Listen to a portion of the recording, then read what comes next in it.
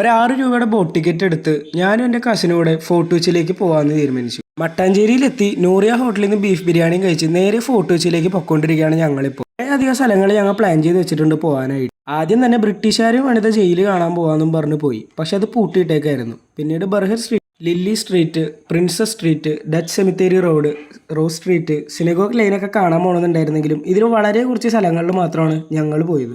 ഉച്ചക്ക് ഫുഡ് കഴിച്ചിട്ടുള്ള നടപ്പായതുകൊണ്ട് തന്നെ നല്ല ക്ഷീണം ഉണ്ടായിരുന്നു. പിന്നീട് നേരെ ബീച്ച് സൈഡിലേക്ക് പോയി. ഇഷ്ടംപോലെ മൂവീസ് ഷൂട്ട് ചെയ്ത ലൊക്കേഷൻസ് ഒക്കെ കണ്ട് നടന്ന് ബീച്ച് സൈഡ് എത്തി. ഇവിടെ വന്നാൽ ചെറിയ ചെറിയ കടകൾ ഉണ്ടാവും. അവിടെ ഒരുപാട് ഐറ്റംസും ഉണ്ടാവും. ഇതൊക്കെ വാങ്ങിക്കണം എന്നുള്ളിലൊരു തോന്നലുണ്ടാവും. പക്ഷെ അപ്പുറത്തൊരു ഷോപ്പിൽ ചെന്നാൽ വേറൊരു പ്രൈസ് ആയിരിക്കും പറയുന്നത്. പിന്നീട് കൺഫ്യൂഷൻ അടിച്ചു പോകും.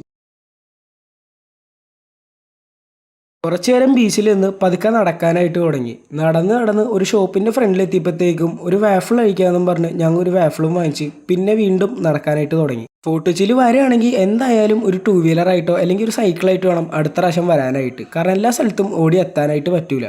പിന്നീട് ബിഗ് ബിയിലെ വാസ്കോ ഹോം സ്റ്റേയും അതുപോലെ തന്നെ ഇത്രയും പഴക്കം ചെന്നൊരു കഫേയും അതിൻ്റെ ഒപ്പം തന്നെ കുറേ അധികം പണികൾ നടക്കുന്ന ഒരു സ്ട്രീറ്റും എല്ലാം ഞങ്ങൾ കണ്ട്. വളരെ കുറച്ച് സ്ഥലത്ത് തന്നെ നടന്നപ്പോഴത്തേക്കും നല്ല ക്ഷീണമായി. കാരണം അമ്മാതിരി വെയിലായിരുന്നു.